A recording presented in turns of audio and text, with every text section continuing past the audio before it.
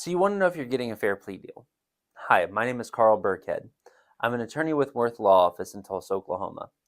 I've been practicing family and criminal law for about 8 years now, and I want to help you make law easy by just talking a little bit about negotiating plea deals and whether or not you know it's a good deal. So there's always just a little bit of like hesitation or a little bit of uncertainty when you're going in to try to make a plea deal because are you getting messed over? Is this a really good deal? Is this truly what is in your best interest? How does this compare with other deals that are being offered to other clients in other cases in other situations? Those are all great questions. Um, the sad truth is, though, you don't really get the answers to those questions before you enter into the deal. And here's why. Because every deal that's ever negotiated with any prosecutor is going to be unique to that situation. I had a client recently. He had some alcohol-related charges. He had some, domestic violence charges. He had some obstruction charges. It was just a whole bundle of fun, wrapped up in a really unfortunate night. My client had a bad night. Um, I'm I'm not going to disclose whether or not substances were involved. I'm just going to say it wasn't the best night for my dude here. And yeah, we got a couple of the charges dropped. He ended up having to take a plea to some other ones. He didn't think that he got a good deal because the plea ultimately ended up in a conviction. Those charges are going to stay on his record at least for a little bit of time, and he's not happy about that.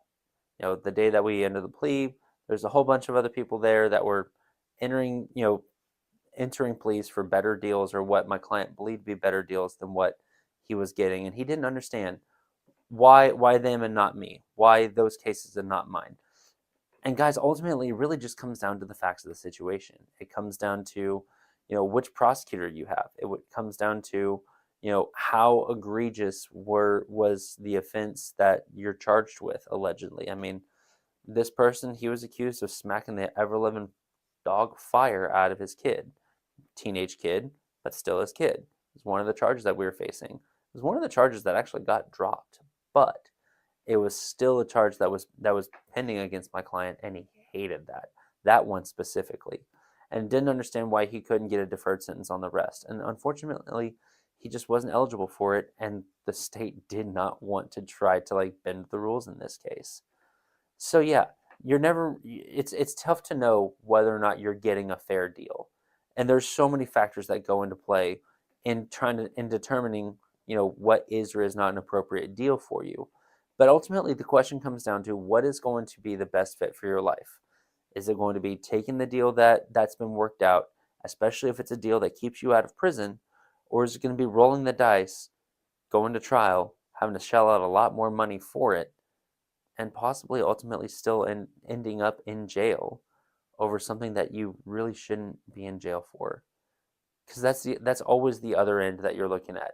If you don't like the deal that's on the table, you can roll the dice, but you got to understand when you roll those dice, they could come up showing that you're going directly to jail. Do not pass go. Do not collect 200.